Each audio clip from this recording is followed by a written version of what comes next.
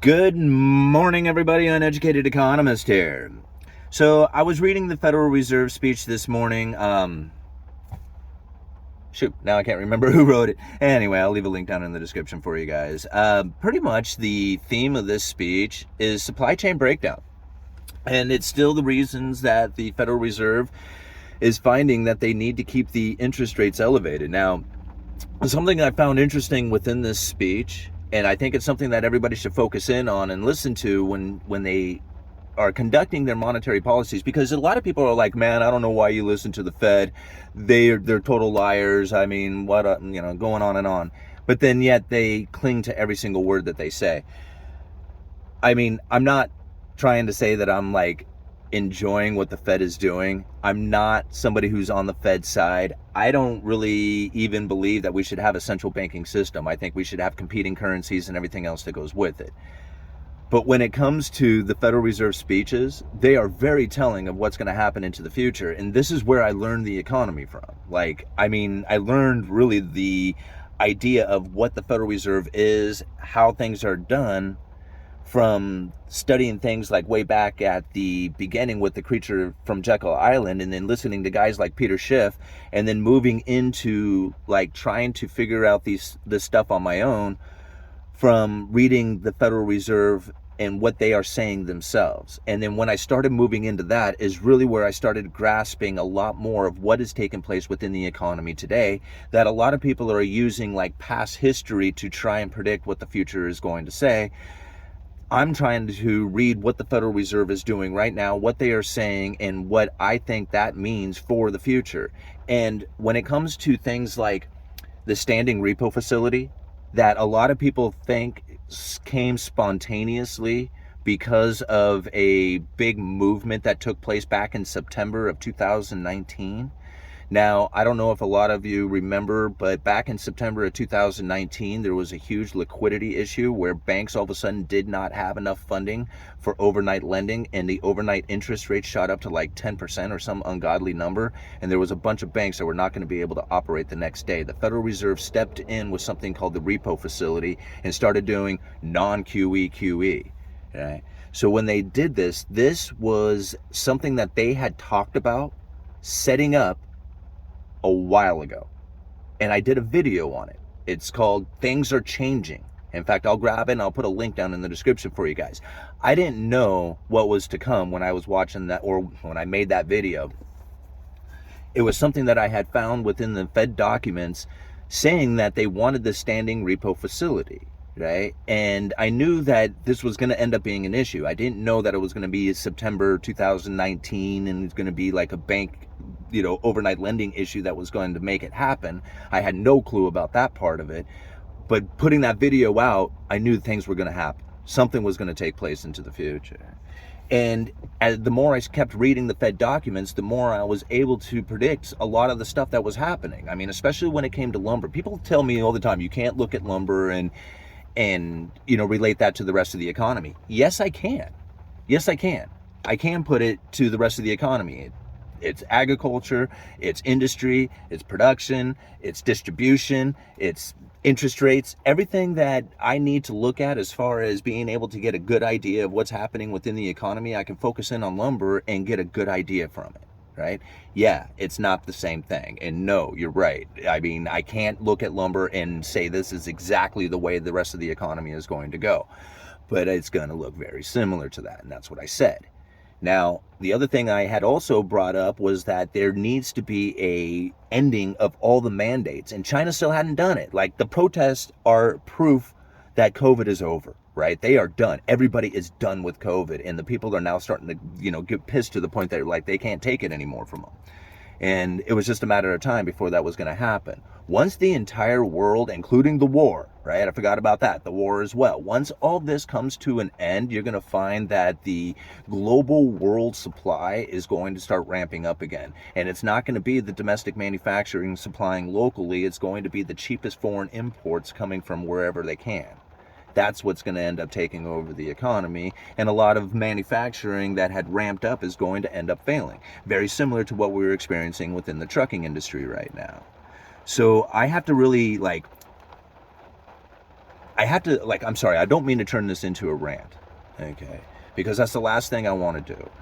I put out these videos because I want people to think about the economy. I want them to think about the different things that are happening. I want them to think about their current situation and what it is that they need to do in order to be able to make the best decisions to progress into the future.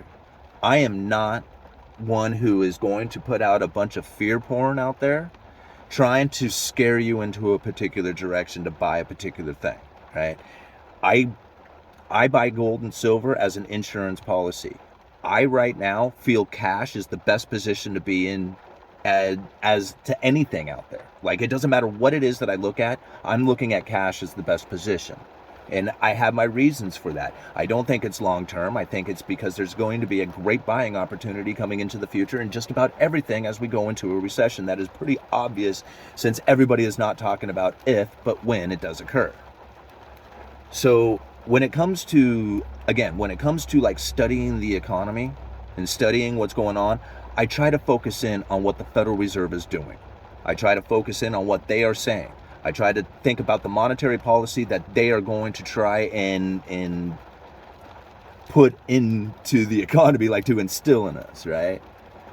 And it's not because I think that they are going to make the best decisions. It's because we're not in charge of the monetary policy, and it doesn't matter what we think should happen or could happen or needs to happen. It doesn't really matter, right? The only thing that really does matter is what the Federal Reserve is going to do, what they plan on doing, and what they say they're going to do.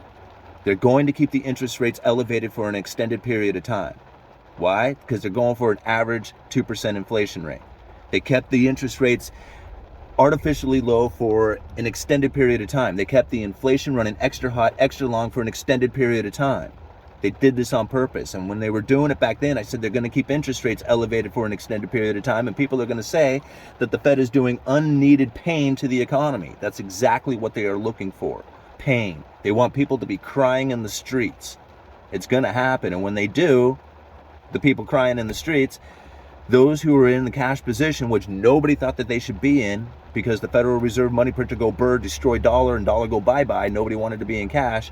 You get into cash, here we go into blood in the streets, and cash positions are going to start killing it. You know, I think about like this whole New World Order coming down on everybody. If that's the way you want to live, all right, if that's the fear that you want to live in, like you at any given time, there's going to be cops kicking in your door and jabbing you with, you know, poisons and doing all kinds of crazy stuff to your bank accounts and making you this, if that's the life that you want to live, man, I'm not going there, right? I'm not going to go join in that life with you. My life is going to be a good one. I'm going to have good experiences going into my life. I'm going to have positive things happening to me. I'm going to get out on stage someday and I'm going to be speaking to crowds, and I'm going to have cheers of people out there, because that's the life that I want to live, right? One that's positive, one that's uplifting, one that has people motivated and moving, right? Not being scared and fearful of what's coming to the future, right? To take that stuff head on. I don't get intimidated well. I guess that's the problem, right? That's why I never took bullying well. I don't take intimidation well, right? Like people, like if they try to intimidate me, I enjoy that stuff. Like I enjoy somebody trying to do that to me, because I get not angered at that. I just get to the point that it was just like, yeah, do it some more. Let me see how far you can push it, you know? And I find like intimidation is not a very good tactic. So I don't get intimidated. Somebody says, this big threat's coming down on you. It's like, oh, really? Okay, yeah, bring it. Let's see. You know, I want to see what this big threat's going to be like. You know? I mean, it's just like, I don't know. People get so scared about stuff, and it's just, I just don't get it. You know, it's not, I mean, I think probably what it comes down to is just lack of understanding. You know, like if you don't like, you know, understand the Constitution and what's going on there, then you should be in fear of your freedom, right? I mean, because you don't know how to protect it. If you don't understand the Constitution, there's no way that you can vote for somebody or protect your own freedoms, right? Because you're not going to vote for somebody who protects your freedom because you don't know what the Constitution is, right? If you can't spit out the Bill of Rights to somebody, just outright to say it, if you haven't memorized the Fourth Amendment, right? These are the things that you need to do. Once you start doing these things and you realize, man, I know what it takes to be an American. I know what it takes to be a capitalist. I know what it takes to be a true progressive, right? Somebody who can actually progress through life instead of, blaming it on some kind of government, program that doesn't provide for you.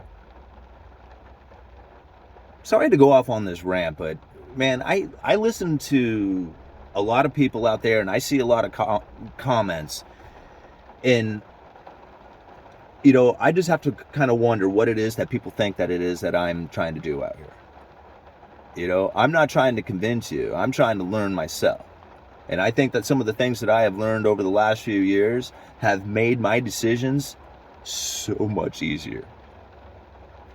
And I don't want to learn what economic decisions the Federal Reserve is going to make by somebody else. I want to learn what the Federal Reserve is going to make, right? From the Federal Reserve's documents, from their statements. Read that speech in there and you're going to find that they want, right now, the Federal Reserve is pushing to try and bring consumers down to the available supply.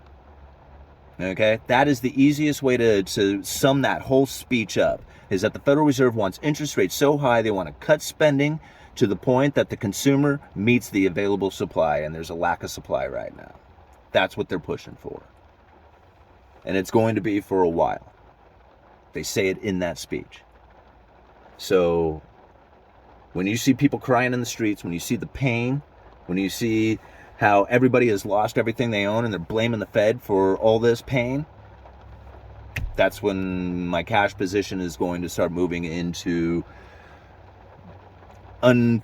undesired, awesome, undervalued, unappreciated, useful things like assets.